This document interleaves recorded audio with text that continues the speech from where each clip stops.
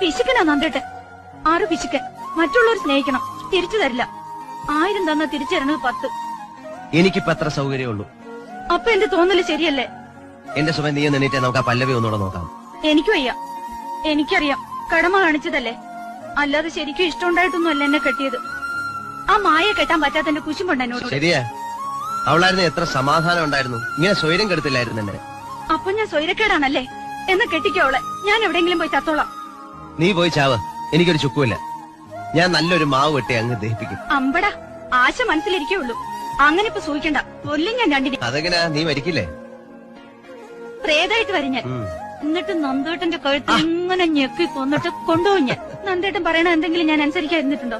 Rehearsal ചെയ്യാൻ പറഞ്ഞിട്ട് ചെയ്യാതിരിക്കുന്നത് അനുസരണേ. നീ ഇങ്ങനെ മടി പിടിച്ചിരുന്നാൽ എങ്ങനെയാ? വേറെ വല്ല കുട്ടികളായിരുന്നെങ്കിൽ 2 മാസം കൊണ്ട് ചിട്ടപ്പെടുത്താവുന്ന. ഇതിപ്പോ നാളെത്രായി? നിന്റെ മടിയാ.